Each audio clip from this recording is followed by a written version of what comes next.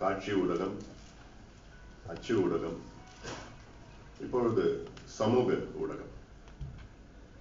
சமூக ஊடகம்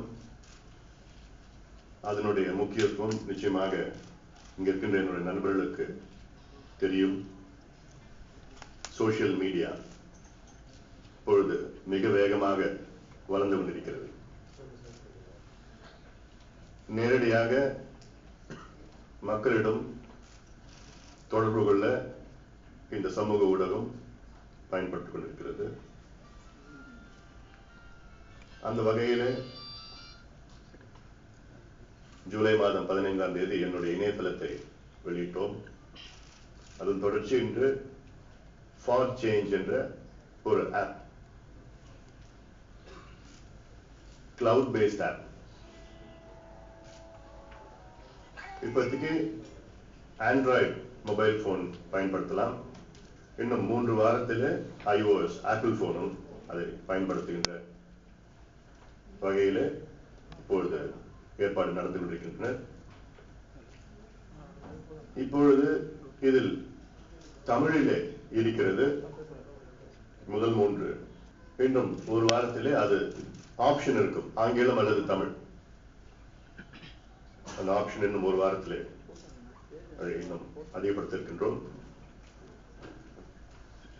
இது இந்த ஆப் மூலமாக தொண்டர்கள் மட்டும் கிடையாது, கட்சிக்காரர்கள் மட்டும் கிடையாது, பொதுமக்களிடம் நேரடியாக தொடர்பு கொள்ள இது பயனுள்ளதாக இருக்கும். ஜெயங்கொண்டம் மாநாட்டிலே நான் சொல்லியிருந்தேன், கூட்டணி யாரிடம் என்று கேட்டார்கள். நான் சொன்னேன், பத்திரிகை நண்பருடன் எங்களுடைய கூட்டணி இருக்கிறது என்று சொல்லியிருக்கின்றேன். ஆக அந்த வகையில் பத்திரிகை நண்பர்கள் தொடர்ந்து நீங்கள் ஆதரவு கொடுத்து வருகிறீர்கள்.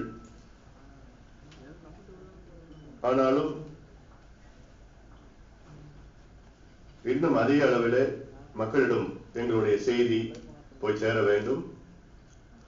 கடுமையாக எங்களுடைய உழைப்பு, லட்சக்கணக்கான மக்கள் எங்களுடைய கூட்டங்களுக்கு திரள்கிறார்கள், வருகிறார்கள்.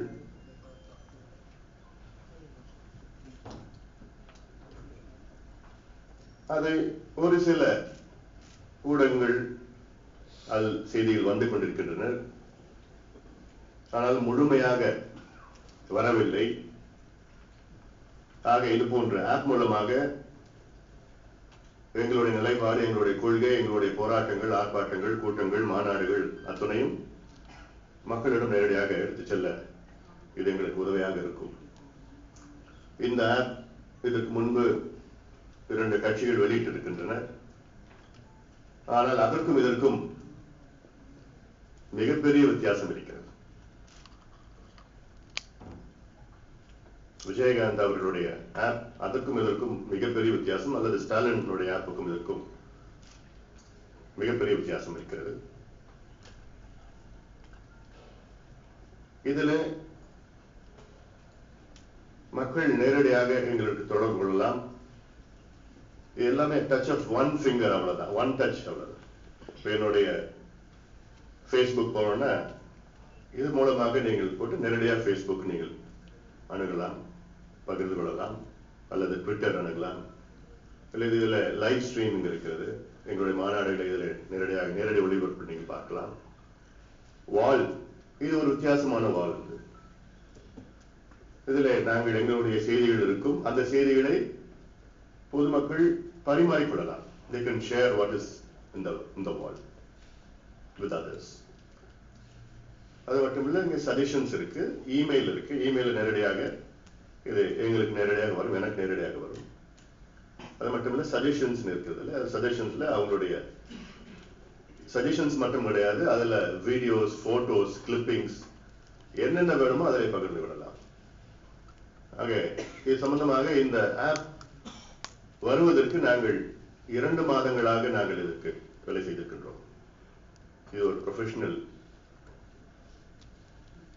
கம்பெனி தயாரிச்ச ஆப் இது.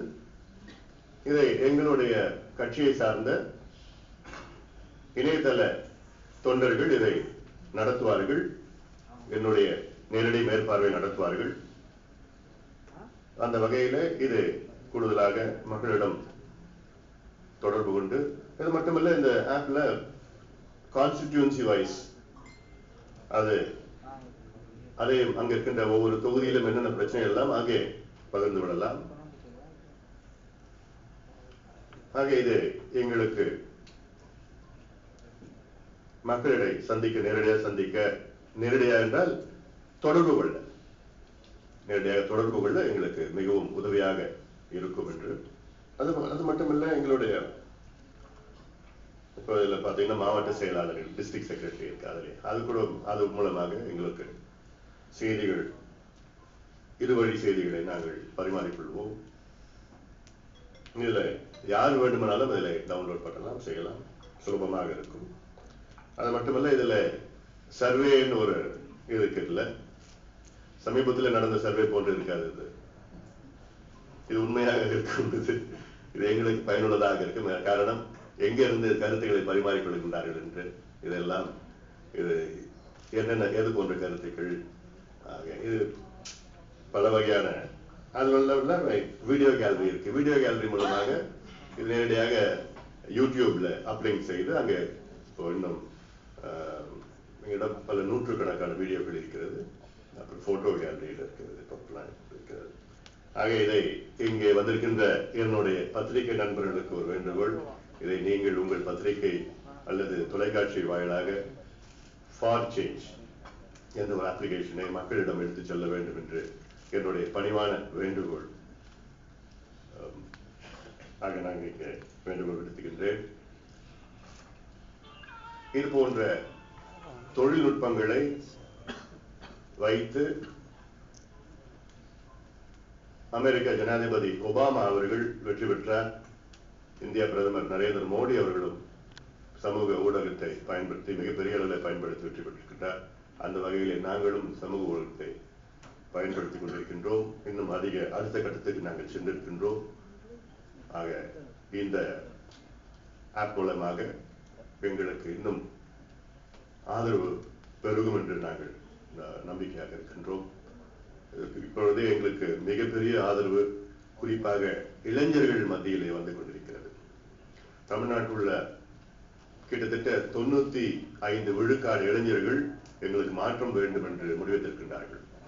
50 ஆண்டு காலம் இந்த இரண்டு கட்சிகளும் ஆட்சி செய்தது போதும், எங்களுக்கு புதுமை வேண்டும், வித்தியாசம் வேண்டும், நவீனம் வேண்டும். ஆக இதையெல்லாம் இளைஞர்கள் எதிர்பார்த்துக் கொண்டிருக்கின்றார்கள். ஆக அந்த புதுமையை, அந்த மாற்றம், அந்த வித்தியாசம் எங்களால் கொடுக்க முடியும் என்ற நம்பிக்கை இருக்கிறது.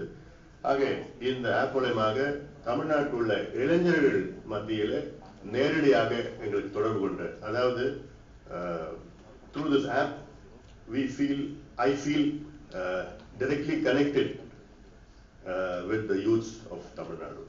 அது போன்ற நாளளவில் நிச்சயமாக இதை பெரிய அளவில் மக்கள் இதை பயன்படுத்திக் கொள்வார்கள் என்று நான் நம்புகின்றேன்.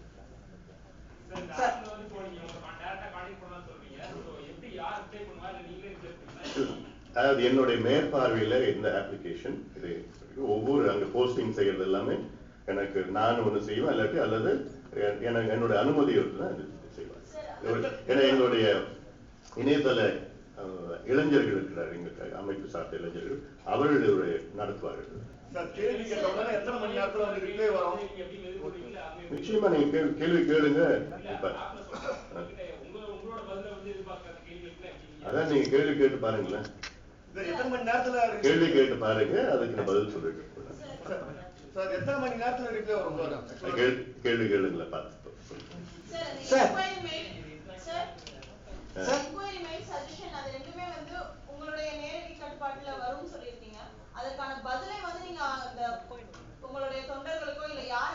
அதாவது நீங்க பிராக்டிகலா நீங்க நினைச்சு பார்க்கணும். நீங்க எனக்கு பல வேலைகள் பலு இருக்கிறது, பல போராட்டங்கள் ஆட்படுது. ஒவ்வொரு பதிலும் எனக்கு தெரிஞ்சு வித் மை நாலேஜ் ஒவ்வொரு பதிலும் போகும். பொழுதுபோக்குகளுக்காக நிறைய அப்ளிகேஷன் இருக்கு. இப்ப இருக்கிற இளைஞர்கள் இந்த பொழுதுபோக்கு அப்ளிகேஷன் தான் நிறைய பாக்குறாங்க. சினிமா பாக்குறது, பாட்டு கேட்கறது, இந்த மாதிரி என்டர்டைன்மெண்ட் நிறைய இருக்கு. வரவேற்பு இருக்குன்னு நினைக்கிறீங்க? அரசியல் வந்து எப்படி எவ்வளவு பேர் பாப்பாங்கன்னு நினைக்கிறீங்க? இது மகாராஷ்டிராவில் சிவசேனா சார்ந்த அமைப்பு மிகப்பெரிய அளவில் இந்த அப்ளிகேஷனால வெற்றியை பெற்றிருக்கின்றார்கள். அதே போன்று பிஜேபி இதே அப்ளிகேஷனை பயன்படுத்தியிருக்கின்றார்கள். நிதிஷ்குமார் இந்த அப்ளிகேஷன் பயன்படுத்திட்டு இருக்காரு. இந்தியாவில் பல தலைவர்கள் இந்த அப்ளிகேஷனை இதே அப்ளிகேஷனை பயன்படுத்தி வெற்றி பெற்றிருக்கிறார். அந்த வகையில் ஏன்னா இன்னைக்கு இங்க இருக்கின்ற என்னோட ஊடக நண்பர்கள் ஆதரவு கொடுத்துட்டு இருக்கீங்க. ஆனா இன்னும் எங்களுக்கு பத்தல. நாங்க செய்யற வேலைகள், போராட்டங்கள், மாநாடுகள் எல்லாம் பாத்தீங்கன்னா, அதனால எங்களுக்கு என்ன சோசியல் மீடியா நேரடியா எங்களுக்கு மக்கள்கிட்ட போக வேண்டியதா இருக்கு. நீங்க எங்களுக்கு நிறைய ஆதரவு கொடுத்திருந்தீங்கன்னா இது மாதிரி இதுக்கு வேலை கிடையாது. அதுவும் நீங்க மனசுல வச்சுக்கணும். ஏன்னா உங்களுடைய பலுவை நாங்க குறைக்கிறோம், உங்க வேலை பலுவை. சார், இப்போ அரசியல் மாற்றத்தை ஏற்படுத்துறதுல இது போன்ற தொழில்நுட்பங்கள், நவீன தொழில்நுட்பங்கள், இணையதள வசதிகள் வந்து ஒரு முக்கியமான பங்கை வகிக்குதுன்னு நினைக்கிறீங்களா சார்? நிச்சயமாக இருக்கிறது. நான் சொல்லியிருக்கிறேன், ஒபாமாவுடைய வெற்றிக்கு முக்கிய காரணம், முழு காரணம் சொல்ல மாட்டேன், முக்கிய காரணம் இந்த சமூக ஊடகம், இணையதளம், சோசியல் மீடியா இதெல்லாம். அதே போன்று நரேந்திர மோடி அவருடைய வெற்றிக்கு முக்கிய காரணம் இந்த இணையதளம், சோசியல் மீடியா, இன்டர்நெட் ஃபெசிலிட்டிஸ்லாம் இருக்கு. ஆக இன்றைய காலகட்டத்தில் இது மிக மிக ஒரு அவசியமான ஒன்று. இதை இல்லாமல் இன்னும் வரும் காலத்தில் இதை இல்லாமல் இந்தியா அளவில் அரசியல் அந்த அளவுக்கு மிகப்பெரிய வெற்றியை பெற முடியாது. அரவிந்த் கெஜ்ரிவால் எடுத்துக்கோங்க, ஆம் ஆத்மி. இந்த இணையதளத்தை வைத்து, சமூக ஊடகத்தை வைத்து அவர்கள் பெற்ற மிகப்பெரிய வெற்றி, அதற்கு முக்கிய காரணம் இதுதான்.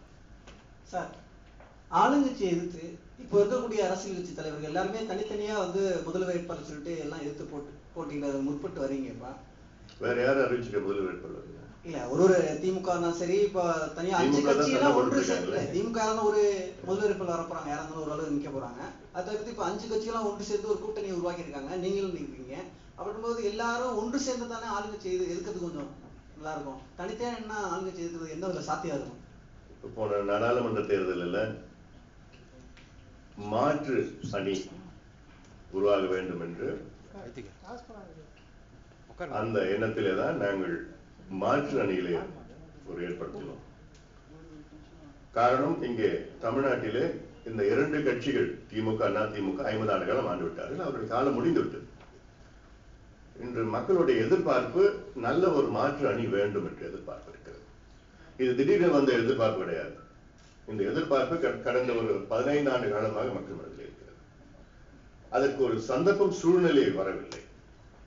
இப்போ விஜயகாந்த் அவர்கள் ஒரு 7-8 ஆண்டுகளுக்கு முன்பு தனியாக போட்டியிட்டு கிட்டத்தட்ட ஒரு 9.5-10 விழுக்காடு வாக்குகளை பெற்றார். அந்த வாக்குகள் வந்து விஜயகாந்துக்காக கிடையாது, அந்த வாக்குகள் மாற்று அந்த எண்ணத்திற்காக அது போட்ட வாக்குகள். பிறகு அவர் கூட்டணி சொன்னா அது டைல்யூட் ஆயிடுச்சு. ஆக இன்னைக்கு அந்த ஏன்னா மக்களிடம் போய் பேசுற நேரத்தில் பாத்தீங்கன்னா, குறிப்பா இளைஞர்கள் மத்தியில வந்து நிச்சயமா 2 கட்சியும் வேண்டாம், நீங்க வரணும், நல்ல ஒரு இளைஞர் வரணும், படித்தவர் வர வேண்டும் என்று எதிர்பார்ப்பு, மிகப்பெரிய எதிர்பார்ப்பு இருக்கிறது. ஆக நாடாளுமன்ற தேர்தலில் அதே நிலைப்பாடு தான் இப்ப நாங்க நிலைப்பாட்டை வைத்திருக்கின்றோம். இந்த 2 கட்சிகளும் வேண்டாம், வேற யாராவது வரலாம். இன்னும் தேர்தலுக்கு இன்னும் ஒரு 8 மாதங்கள் இருக்கிறது. 8 மாதத்தில் பல மாற்றங்கள் வரும். ஆனா ஒண்ணு தெளிவா இருக்கு, ஆளும் கட்சி மீது மக்கள் மிகுந்த கோபத்தில் இருக்கிறார்கள். அது என்னன்னு தெரியல. என்னோட நண்பர்கள், மீடியா நண்பர்கள் அதை வெளிப்படுத்த மாட்டீங்க. என்ன காரணம் உங்களுக்கு தான் தெரியும். அங்க கிராம அளவிலே, அங்க அந்த கீழ் அளவில் மட்டத்தில் பாத்தீங்கன்னா மிகுந்த கோபத்தில். காரணம், மிகப்பெரிய ஊழல் நடந்து கொண்டிருக்கிறது, நிர்வாகம் கிடையாது, நிர்வாகம் ஸ்தம்பித்து இருக்கிறது. ஏதோ தேர்தலுக்காக இப்பொழுது அறிவிப்புகள் வந்து கொண்டிருக்கிறது. திடீரென்று ராமநாதபுரத்துல நாங்கள் 24,000 கோடியில 4,000 மெகாவாட். இது எப்போ வரும்? அதுல இவங்க கணக்குப்படி பார்த்தா 2027 தான் வரும். அப்படிதான் அறிவிப்புகள் இப்போ வந்து கொண்டிருக்கிறது இதெல்லாம். ஆக அதுவும் 110 விதி, நம்ம தமிழ்நாட்டுடைய தலைவிதி நினைக்கிறேன். 110 விதி ஒன்று மாட்டி இருக்கு. ஒரு முதலமைச்சர் 110 விதியில ஆண்டுக்கு ஒரு 2 அல்லது அதிகபட்சம் 3 அறிவிப்புகள் வரும். அதுவும் ஏதாவது ஒரு மிக முக்கியமான ஒரு பிரச்சனை, அதற்கு விவாதம் இல்லாத ஒரு விதி. ஆனால் ஒரு தமிழ்நாடு முதலமைச்சர் கடந்த 4 ஆண்டு காலத்தில் கிட்ட 500 அறிவிப்புகள் 110 விதியில் அந்த 500 அறிவிப்புகள்ல அதில் நிதி ஒதுக்கீடு கிட்டத்தட்ட பார்த்தா ஒரு 2 அல்லது 3 விழுக்காடு தான் நிதி ஒதுக்கீடு செய்திருக்கிறார்கள். ஆக இது வந்து அறிவிப்புகள் தான் இருக்கிறது. இந்த சூழலில் ஆளுங்கட்சி மீது மக்கள் மிகுந்த கோபத்தில் இருக்கின்றார்கள். அது நிச்சயமாக இன்னும் ஒரு சில அந்த உண்மை நிலவரத்தை பத்திரிகைகள் வெளிவர வேண்டும், வரல ஒண்ணு. இரண்டாவது, அதே நேரத்தில் திமுக மீது மக்கள் நம்பிக்கை இழந்துவிட்டார். இது கடந்த நாடாளுமன்ற தேர்தலிலே பார்த்துவிட்டோம், அதுக்கு முன்பு சட்டமன்ற தேர்தலிலே பார்த்துவிட்டோம். சட்டமன்ற தேர்தலிலே திமுக எதிர்கட்சியாக வர முடியவில்லை. நாடாளுமன்ற தேர்தலிலே ஒரு இடம் கூட திமுக வெற்றி பெற முடியவில்லை. 7 தொகுதிகளிலே திமுக 3ஆம் இடத்துக்கு தள்ளப்பட்டிருக்கிறார்கள். ஆக மக்களுடைய நம்பிக்கையை முற்றிலும் திமுக இழந்துவிட்டது. ஆக மக்கள் மனதிலே, மக்களுடைய பார்வையிலே இந்த 2 கட்சிகளும் வேண்டாம். They want a credible alternative. இன்னொன்று, நல்ல ஒரு படித்த இளைஞர் வேண்டும் என்று, முதலமைச்சர் வேண்டும் என்று மக்களுடைய இளைஞருடைய எதிர்பார்ப்பு இருக்கு. ஏன்னா நான் போற இடத்துல எல்லாம் அந்த அளவுக்கு ஆயிரக்கணக்கான இளைஞர்கள் வந்து சந்தித்து இதெல்லாம் எங்களுக்கு நிச்சயமாக நீங்கள் வர வேண்டும் என்று நம்பிக்கையோடு இருக்கிறார்.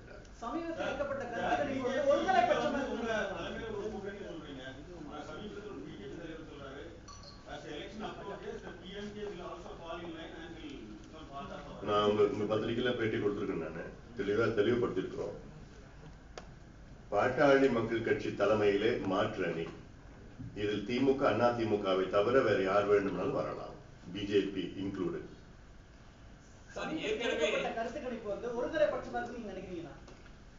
அது கருத்து கணிப்பா, அது கருத்து திணிப்பு. அது வந்து இப்ப நேற்று அழகிரி சொல்லியிருக்கிறார், அழகிரி அழகா சொல்லியிருக்கிறார், இந்த கருத்து கணிப்பு ஸ்டாலினுடைய சொந்தக்காரரால் நடத்தப்பட்ட ஒரு கருத்து கணிப்பு.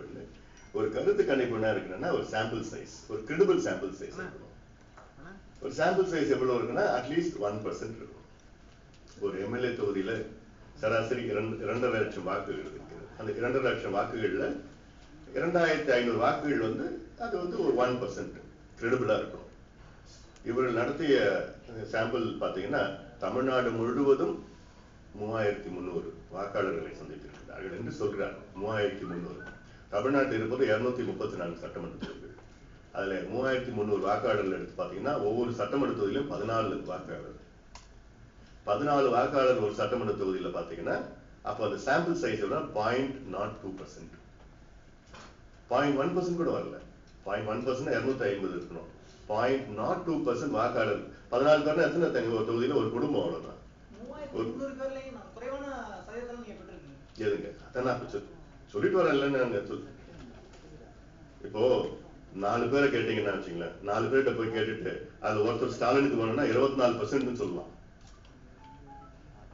அதுதான் நான் உங்களுக்கு புரிய வைக்கிறேன். இப்போ உங்களுக்கு 4 பேர்ல கேட்டீங்கன்னா ஒருத்தர் வந்து நான் ஸ்டாலினுக்கு சொன்னா அது 24%, 25% ஸ்டாலினுக்கு ஆதரவு கொடுக்குறாங்கன்னு சொல்லலாமா?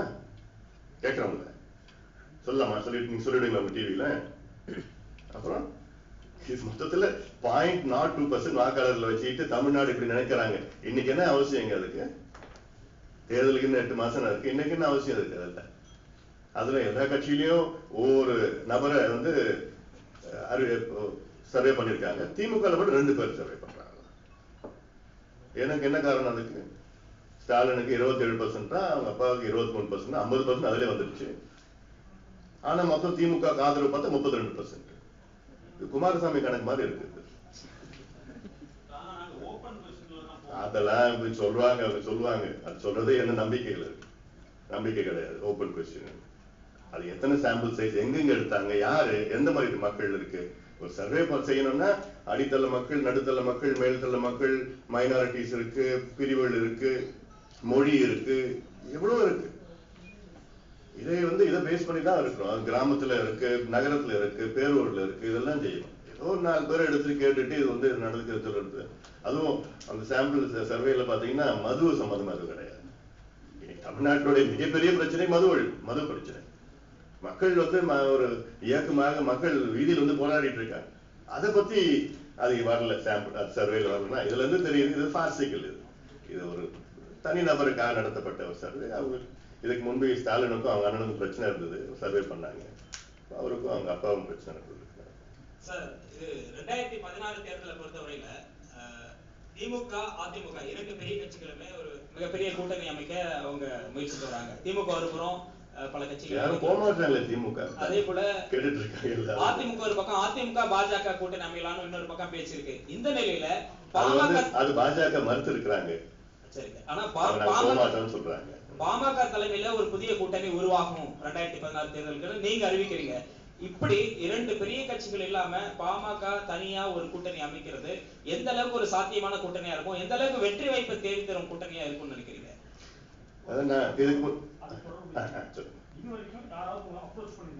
இது வரைக்கும் நாங்க யாரும் அப்ரோச் பண்ணல. தேர்தலுக்கு இன்னும் காலம் இருக்கிறது, நாங்க யாரும் அப்ரோச் பண்ணல. இதுல தமிழ்நாட்டுடைய வாக்காளர்கள் பாத்தீங்கன்னா 50 விழுக்காடு பொது வாக்காளர்கள், நியூட்ரல் ஓட்டர்ஸ். அந்த 50 விழுக்காடுல 35 விழுக்காடு முதல் வாக்காளர்களும் இளைஞர்களும்.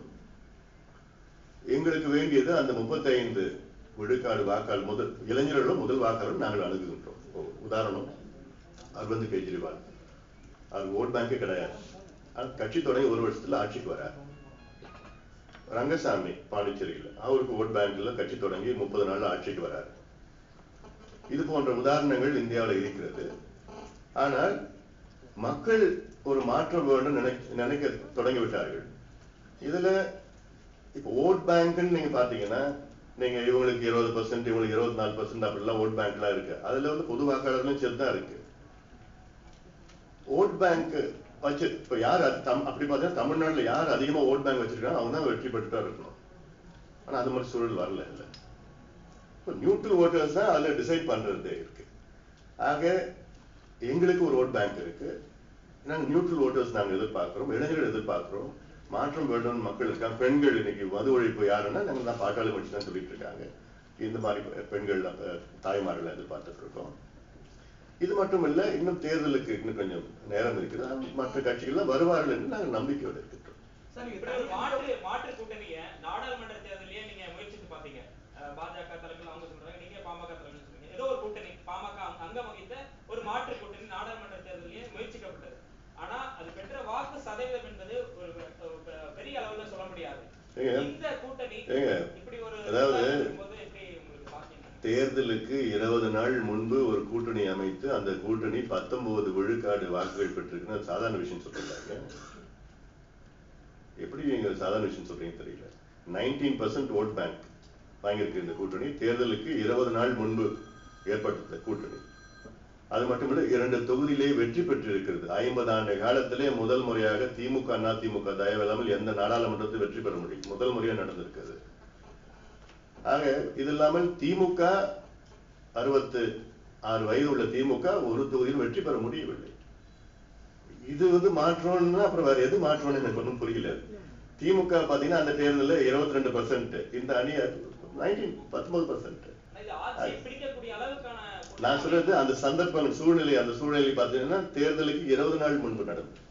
அதனால இது குறுகிய காலத்துல ஏன்னா மக்கள் அந்த அளவுக்கு மனநிலையில இருக்கிறாங்க. எங்களுக்கு வேணும், மாற்றம் வேணும். They want a credible alternative. Sir 7 கட்சிகள் கூட்டணி, மோடி கிரேஸ் இவ்வளவு இருந்தும் உங்களால 2 தொகுதி தான் ஜெயிக்க முடிஞ்சது. நான் என்ன சொல்லிருக்கேன், 20 நாள் முன்பு நடந்த கூட்டணின்னு சொல்லியிருக்கிறேன். எங்களுக்கு கால அவகாசம் பத்தல. எங்களுக்கு வந்து ஒரு 2 மாதத்துக்கு முன்பு இந்த கூட்டணி அமைந்திருந்தால் வேற மாதிரி இருந்திருக்கும். இப்ப அதுல இருந்தவரை தனித்தனியா பிரிஞ்சு நிக்கிறீங்க. இப்ப எப்படி வெற்றி வாய்ப்பு இருக்குன்னு நம்புறீங்க? அந்த மக்கள் மனசுல நினைச்சு பாருங்க, எங்களுக்கு மாற்றம் வேணும், வேணும், 2 கட்சிகளும் வேண்டாம், ஆல்டர்னேட் வேணும்னு அந்த மனநிலையில மக்கள் இருக்கின்றார்கள். அந்த நம்பிக்கையோட நாங்க இருக்கோம். அது இல்லாம தமிழ்நாட்டுல பாத்தீங்கன்னா கடந்த 30 ஆண்டு காலமாக ஆட்சி மாற்றம், anti incumbency, vote out incumbency, யார் ஆட்சி செய்யறோம் அவங்களை வந்து ஓட் அவுட் மாற்றுவாங்க. அந்த மனநிலை மக்கள் இருக்கிறது. அது தொடர்ச்சியா 30 ஆண்டு காலமாக நம்ம பார்த்துட்டு தான் வரோம். கூட்டணி மூலமா 2016 தேர்தல்ல ஆட்சியை பிடிக்கக்கூடிய நம்பிக்கை உங்ககிட்ட இருக்கா? 101% இருக்கு. சார் நீங்க தனியா நிக்க போறேன்னு சொன்ன உடனே ஒரு லிஸ்ட் வந்து வெளியிட்டீங்க, கூட வந்தீங்களா, கூட சேரலாம்னு சொல்லியிருந்தீங்க. அவங்க கூட இன்னும் வந்து உங்க அழைப்புக்கு வந்து எந்த வித பேரும் தரலையா? நான் என்ன சொல்ல, இன்னும் தேர்தலுக்கு 8 மாதம் இருக்குங்க. நாங்க யாரும் என்ன அணுகல. நாங்க given a call. ஏன்னா இன்னைக்கு தமிழ்நாட்டுல நாங்கள் இன்னைக்கு எங்களோட நிலைப்பாடு தைரியமான நிலைப்பாடு எடுத்திருக்கிறோம். திமுக அண்ணா திமுக 2 கட்சிகளிடம் நாங்கள் போக மாட்டோம். தைரியமான நிலைப்பாடு. வேற எந்த கட்சியும் அந்த அளவுக்கு எடுக்கல, நிலைப்பாடு எடுக்கல. நாளைக்கு இங்க போலாம், அங்க போலாம், அங்க போலாம், இங்க போலாம், பேசலாம், வேற பேசலாம், படிக்கலாம், இடையில எல்லாம் இருக்கு.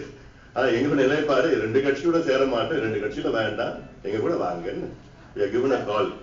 அதனால வந்தா மகிழ்ச்சி, உங்களுக்கு ஒன்றும் பிரச்சனை இல்லை. சேஷா சம்பவமா இருக்கட்டும், கோகுல்ராஜ் சம்பவமா இருக்கட்டும், இது எல்லாமே வந்து 2016 தேர்தலுக்கு வன்னியர் வங்கிகளை வந்து வலுப்படுத்துவதற்காக பாமக வந்து இது போன்ற கலவரங்களை வந்து ஈடுபடுவாங்க. கேள்வியே எனக்கு புரியல. எனக்கு இதுக்கும் அதுக்கு என்ன சம்பந்தம் இருக்கு? உங்க கேள்வியே எனக்கு சரியில்லை. இது விளங்கமான ஒரு கேள்வியா இருக்கு.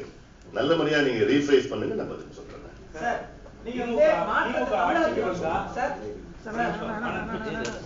திமுக ஆட்சிக்கு வந்தா மதுவிலக்கு அமல்படுத்தும் சொன்னாங்க. உடனே நீங்க வந்து ஸ்டாலின் அதே போலதான் மதுனாலதான் அதுல வரக்கூடிய 40 லட்சம் தான் அதிமுகவும் ஆட்சி அமைக்கும். ஜெயலலிதாவுக்கு ஒரு திறந்த மடல் நீங்க ஏன் எழுதுவீங்களா? ஜெயலலிதா வந்து மது ஒழிப்பு கொண்டு வரும் சொல்லல, மது ஒழிப்பு கொண்டு வர ஸ்டாலின் சொல்லியிருக்கிறாரு. ஸ்டாலின் சொல்லிட்டு ஒரு நிமிஷம், ஸ்டாலின் வந்து மது ஒழிப்பு நாங்க கொண்டு வருவோம்னு சொல்லியிருக்கிறாரு. நான் ஸ்டாலினுக்கு எழுதின கடிதத்துல சொல்லியிருக்கிறேன், அப்படி உண்மையா இருந்தா உங்களுக்கு வந்து மது ஒழிப்பு நீங்க கொண்டு வருவீங்க நீங்க சொல்லி. ஏன்னா இதற்கு முன்பு கலைஞர் இந்த 20 ஆண்டு காலத்துல 5 முறை நாங்கள் ஆட்சிக்கு வந்தால் மது ஒழிப்பை கொண்டு வருவோம் என்று அறிவித்திருக்கிறார் கலைஞர் அவர்கள். இந்த 20 ஆண்டு காலத்துல 10 ஆண்டு காலம் முதலமைச்சராக இருந்திருக்கிறார். ஆக முதலமைச்சராக இருந்தும் அவர் அறிவிப்பை அதை நடைமுறைப்படுத்தல. இப்போ சொல்றது 6வது முறையா சொல்லியிருக்கிறார், தேர்தலை முன்னிட்டு சொல்லியிருக்கிறார். அதனாலதான் ஸ்டாலினுக்கு நான் கடிதம் எழுதி நான் கேட்டிருக்கேன், அப்படி நீங்க சொல்றது உண்மையா இருந்தா முதலில் உங்களை சார்ந்த மது ஆலைகள் இருக்கிறது. இந்த மது ஆலைகள் திமுகவை சார்ந்த மது ஆலைகள் தமிழ்நாட்டில் உள்ள டாஸ்மாக் சப்ளை பண்றது 50 விழுக்காடு சப்ளை செஞ்சுட்டு இருக்காங்க. அதை முதல்ல நீங்க மூடுங்க. நீங்க சொன்னா மூடுவாங்க உங்களை சார்ந்த சாலைகள். ஏன்னா நீங்க மூடிட்டீங்கன்னா அடுத்த 10 மாதம் இருக்கிறது. அவர் சொல்றது வந்து இப்ப இல்ல, நாங்க வந்து ஆட்சிக்கு வந்து நாங்க மூட போறோம்னு சொல்லிட்டு இருக்காரு. நான் சொல்றது அந்த லெட்டர்ல எழுதுனது வந்து அடுத்த 10 மாத காலம் இருக்கிறது. இந்த 10 மாதத்துல கணக்குப்படி பார்த்தா 80,000 பேர் திமுகவை சார்ந்த மது ஆலையில குடிச்சிட்டு சாக போறாங்க. தமிழ்நாட்டுல வருஷத்துக்கு 2 லட்சம் பேர் சாகுறாங்க. 2 லட்சம் பேர்ல 1 லட்சம் பேர் திமுகவை சார்ந்த மது ஆலைகளில் தயாரிச்ச சாராயத்துல செத்துட்டு இருக்காங்க. அதுல 10 மாதத்துல பாத்தீங்கன்னா 80,000 பேர் சாக போறாங்க. அதை நீங்க தடுக்கலாமே. அடுத்த 10 மாதத்துல லட்சக்கணக்கான இளைஞர்கள் முதல் முறையாக, பெண்கள் முதல் முறையாக மது அருந்துவதை அதை நீங்க தவிர்க்கலாம். அது மட்டுமல்ல 105 கோடி லிட்டர் நிலத்தடி நீரை எடுக்காமல் நீங்கள் தடுக்கலாம். இதை நீங்கள் முன்னாடி செய்யுங்க. அதனால அந்த கடிதத்தை நான் எழுதியிருக்கேன். அதுக்கு முன்னாடியும் பல கடிதங்கள் எழுதியிருக்கீங்க. ஆனா ஸ்டாலின் மட்டுமே நோக்குறீங்க. அந்த கேள்வியோட தொடர்ச்சிதான். நாங்க சரி, பத்திரிகை நண்பர்கள் எனக்கு ஒண்ணும் புரியலைங்க. அரசாங்கத்தை எதிர்த்து எத்தனை போராட்டங்கள் நடத்திட்டு இருக்கு, அது உங்களுக்கு கண்ணில் தெரியலையா? அப்புறம் என்ன கேள்வி கேட்கறீங்க? அப்புறம் எது யாரு நடத்துறோம்? சில எடுத்து நடத்திருக்கோம் போராட்டங்கள். அரசாங்கம் ஜெயலலிதா எடுத்து நடத்துற போராட்டம் நடத்திட்டு இருக்கோம், ஆர்ப்பாட்டம் நடத்திட்டு இருக்கோம், வழக்குகள் போட்டுட்டு இருக்கோம். இன்னைக்கு தமிழ்நாட்டுல 600 டாஸ்மாக் கடைகளை தேசிய நெடுஞ்சாலைகளை மூடிய கட்சி பாட்டாளி மக்கள் கட்சி. தமிழக அரசாங்கம் கிடையாது. வழக்கு போட்டு நாங்கள் நீதிமன்றம் சென்று, உச்ச நீதிமன்றம் சென்று அந்த வழக்குகளை நாங்கள் வெற்றி பெற்றிருக்கின்றோம். 600 டாஸ்மாக் கடை. இது இல்லாமல் 1500 டாஸ்மாக் கடையை மாநில நெடுஞ்சாலைகளை மூட வேண்டும் என்று அந்த வழக்கு உச்ச நீதிமன்றம் நிலுவையில் இருக்கிற இந்த மாதம் வருகிறது, இந்த கேஸ் வருது. ஆக இது வரைக்கும் நான் 10 மாவட்டங்களுக்கு சென்று ஆயிரக்கணக்கான பெண்களை திரட்டி ஜெயலலிதா அரசாங்கத்தை எதிர்த்து ஆர்ப்பாட்டம் நான் செய்து வருகின்றேன். இன்னும் செய்ய இருக்கின்றேன். நாளைக்கு நான் வள்ளியூருக்கு போயிட்டு இருக்கேன், நாகர்கோவில் போறேன். 7ஆம் தேதி சென்னையில மிகப்பெரிய ஒரு மது ஒழிப்பு ஆர்ப்பாட்டம். டெல்லியிலிருந்து சுவாமி அக்னிவேஷ் வராரு, அதுக்கு வராரு. ஆக அரசாங்கத்தை தொடர்ந்து இதே செஞ்சுட்டு இருக்கோம். கடிதம் நீ நினைச்சிருக்கீங்க ஜெயலலிதா அந்த அம்மா கடிதம் போட்டு என்ன பதில் சொல்ல போறோம்ல, என்ன ஸ்டாலினே பதில் சொல்ல, அந்த அம்மா ஒன்னும் அறிவிக்க கூட இல்லை. ஆக இது நாங்க மக்களை திரட்டி நாங்க ஆர்ப்பாட்டம் நடத்திட்டு வரோம், அறிக்கைகள் போட்டு போராட்டங்கள் நடத்திட்டு வழக்குகள் போட்டுட்டு இருக்கோம். அது நடந்துட்டு இருக்கு. என்ன எனக்கு புரியாத கேள்வி, நீங்க ஜெயலலிதா சொல்ல மாட்டீங்க, ஸ்டாலினை சொல்றீங்கன்னா எனக்கு ஒன்றும் புரியல. இவங்க சொல்றாங்க, அந்த அம்மா சொல்ல மாட்டாங்க. சொல்றவங்களுக்கு தான் கேட்கணும். சார், நீங்க வந்து தமிழகத்துல இருந்து மிகப்பெரிய ஒரு மாற்றத்தை கொண்டு வர சொல்றீங்க. அது உதாரணமாக வந்து அரவிந்த் கெஜ்ரிவால் சொல்றீங்க, ரங்கசாமி சொல்றீங்க, விஜயகாந்த் வந்து ஓட்டு வங்கி வந்து தக்க சொல்றீங்க. ஆனா பாமக இந்த காலம் வந்து என்ன மாதிரி நாங்கள் சொல்லியிருக்கேன் நாங்கள் 98 ஆண்டில் கூட்டணிக்கு சென்றது நாங்கள் செய்த மிகப்பெரிய தவறுன்னு நாங்கள் சொல்றோம். நாங்கள் 98ல கூட்டணிக்கு செல்லவில்லை. அதாவது 91ல தனியாக போட்டியிட்டு ஒரு எம்எல்ஏ நாங்கள் வெற்றி பெற்றோம். அந்த நேரத்தில் பாத்தீங்கன்னா திமுகவும் ஒரு எம்எல்ஏ தான் வெற்றி பெற்றோம். 96ல தனியாக போட்டியிட்டு 4 எம்எல்ஏக்கு வெற்றி பெற்றோம். அதே அந்த நேரத்தில் வந்து அதிமுக 2 தான் வெற்றி பெற்றது. அந்த நிலைப்பாடை தொடர்ந்தால் நேரம் நாங்க ஆளுங்கட்சியா இருந்திருப்போம். ஆனால் அதை தவறு செய்துட்டோம். கூட்டணிக்கு சென்றது தவறு. அது இந்த தவறு கிட்ட 15 ஆண்டு காலமாக செய்திருக்கின்றோம். அந்த தவறை மீண்டும் செய்ய மாட்டோம் என்று சொல்லியிருக்கின்றோம். ஆக அந்த அடிப்படையில் தான் மக்களிடம் நாங்கள் சென்றிருக்கின்றோம். உறுதியாக மக்கள் எங்களுக்கு ஆதரவு கொடுப்பார்கள். அதாவது அதிமுக நலத்திட்ட உதவிகள் மிக்சிங் கிரைண்டர் லேப்டாப் இது போன்ற நலத்திட்ட உதவிகள் இப்போ தேர்தல் நெருங்கி வர காலத்துல இப்போ ஸ்டாப் பண்ணி வச்சு இப்போ கொடுக்க ஆரம்பிக்கிறாங்க. இந்த நலத்திட்ட உதவிகளால மக்கள் வந்து கொஞ்சம் திருப்தி அடைஞ்சிருக்காங்க. அதனால சாட்டிஸ்ஃபைட். அதனால பெரிய அளவுக்கு அதிமுகவுக்கு எதிர்ப்பாளர் கிடையாது. அவங்களே ஆட்சிக்கு வருவதற்கான சாத்தியங்கள் அதிகம் இருக்கு அப்படின்னு ஒரு கருத்து நிலவுறாங்க. யார் ஊடகங்கள் மத்தியில அதிமுக சார்ந்த ஊடகங்கள் மத்தியில கருத்து நிலவரிட்டு இருக்கு. அவ்வளவுதான். மக்கள் மத்தியில கிடையாது. மக்கள் மத்தியில வந்து மிக கோபத்தில் இருக்கின்ற மக்கள். அது மிகுந்த கோபம், சாதாரண கோபம் கிடையாது. ஊழல், இந்த அம்மா ஜெயிலுக்கு போயிருக்கிறாங்க, நிர்வாகம் கிடையாது. 7 மாதமா பன்னீர்செல்வம் ஆட்சி, பால் குடம் ஏந்திக்கிட்டு மொட்டை அடிச்சுக்கிட்டு ரோட்ல நடந்துட்டு இருக்கு, ஆட்சி நடந்துட்டு இருக்குது. இன்னைக்கு ஊழல் தான் சாதாரண ஊழல் நடந்துட்டு இருக்கு. இமாலய ஊழல், சுதந்திர இந்தியாவில மிகப்பெரிய ஊழல் செய்கின்ற அரசாங்கம் அதிமுக அரசாங்கம். யாரும் முதலமைச்சர் சந்திக்க முடியாது, அமைச்சர்களே சந்திக்க முடியாது. எதுக்கு அந்த அம்மா அமைச்சர்களும் தெரியல. எல்லாமே அந்த அம்மா அறிவிச்சிட்டு இருக்காங்க.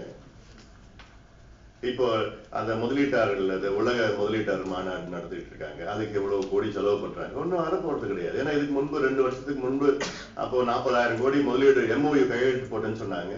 எத்தனை பேர் முதலீடு செஞ்சிருக்காங்க, இங்க எத்தனை கோடி நடந்தது, எத்தனை பேர் வேலை வாய்ப்பு கிடைச்சதுன்னு ஒரு வெள்ள அறிக்கை நாங்க கேட்டுட்டு இருக்கோம்.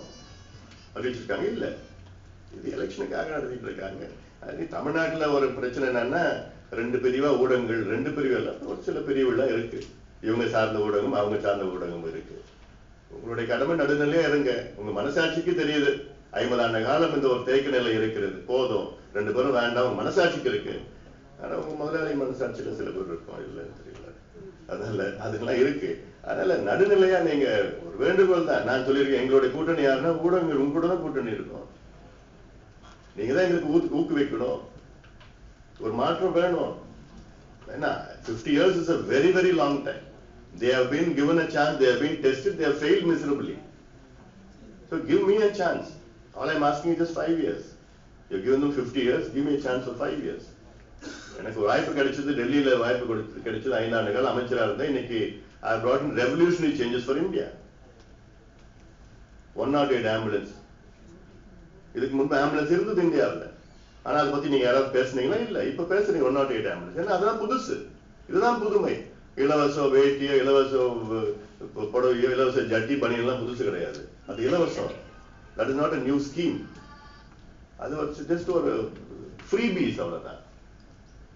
நாங்க வெளிப்படையா சொல்லிட்டு இருக்கோம், நாங்க தேவையில்லாத இலவசம் கொடுக்க போறது கிடையாது. இந்த நிதியை வந்து கல்வியில முதலீடு செய்ய போறோம், சுகாதாரத்தில் செய்ய போறோம், வேலை வாய்ப்பு உருவாக்க போறோம், விவசாயத்துல முதலீடு செய்ய போறோம், விவசாய தனி பட்ஜெட் போறோம் சொல்லிட்டு இருக்கோம். National rural health mission, this is the biggest public health program in the entire world அப்படின்னு ஜெஃப்ரி சாக்ஸ் எக்கானமிஸ்ட் அப்ப சொன்னாரு. இந்த ப்ரோக்ராமோட சக்சஸ் இன்னைக்கு பார்க்கணும், நீங்க திரும்பி பார்க்கணும். April 12, 2005 லான்ச் பண்ண ப்ரோக்ராம் இன்னைக்கு 50% ரிடக்ஷன் இன் மெட்டர்னல் மார்டாலிட்டி ரேட் இந்தியாவில், தமிழ்நாட்டில் இந்தியாவில் 55% ரிடக்ஷன் இன்ஃபன்ட் மார்டாலிட்டி ரேட். ஏதாவது இது வரைக்கும் இந்தியாவில் ஏதாவது ஒரு சிங்கிள் ப்ரோக்ராம் இந்த அளவு சக்சஸ்ஃபுல்லா இருந்திருக்கா? நாங்க லான்ச் பண்ண ப்ரோக்ராம் அது NRHM, truly successful program. Tobacco, anti-tobacco activities, அதுதான் ஒரு மாற்றம். பொது இடத்துல புகைப்பிடிக்கூடாது இந்தியா முழுக்க ஒரு மாற்றம் வந்திருக்குங்களா இல்லையா? யாரால வந்தது? நாங்க கொண்டு வந்தது.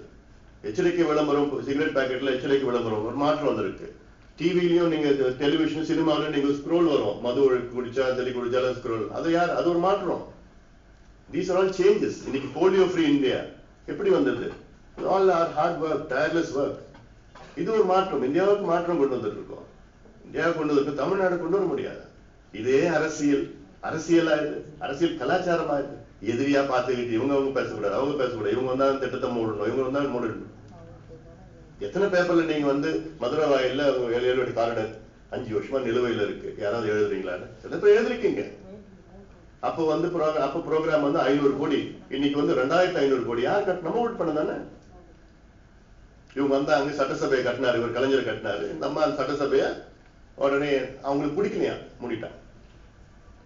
ஒரு தனி நபர் அவங்களுக்கு பிடிக்கல, மூடிட்டாங்க. ஏன்னா அவர் தொடர்ந்தது. அதுக்கு ஒரு ஹாஸ்பிட்டல்னா யூ ஹேவ் டு, நான் டாக்டர் எனக்கு தெரியும் நியூவான்சஸ் ஆஃப் ஹாஸ்பிட்டல். ரேம்ப்ல இருந்து, தியேட்டர்ல இருந்து என்னென்ன அந்த ரிவர்ஸ் ஏரேஷன், நெகட்டிவ் செக்ஷன், என்னென்ன எவ்வளவு இஷ்யூஸ் இருக்கு. இது ஒரு பில்டிங் ஹாஸ்பிட்டல கன்வெர்ட் பண்ணிடலாமா? அந்த ஹாஸ்பிட்டல பண்ணணும். அதான் நம்ம நினைச்சிட்டாங்க, அவ்வளவுதான்.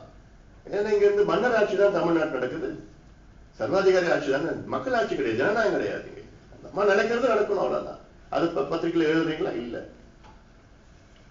அந்த ஹாஸ்பிட்டல்ல சுத்தி இருக்கிற மெடிக்கல் காலேஜ் டாக்டர்லாம் அங்க போய் வேலை செய்யணும். ஏன்னா அது சக்சஸ்ஃபுல்லா காமிக்கணும். ஸ்டான்லியில ஹேண்ட் சர்ஜரி யூனிட் இருக்கு. Hand surgery was one of the best units in India. Tamil Nadu இந்தியாவில் மிகச்சிறந்த யூனிட். அங்க 5 டாக்டருங்க அங்க போய் வேலை செய்யும். இது முடிஞ்சு போச்சு இந்த யூனிட்டோட தான். இப்படி லிவர் டிரான்ஸ்பர் என்னென்னமோ அங்க போயிட்டு எல்லாமே நம்ம நினைக்கிறது முடிஞ்சு போச்சு.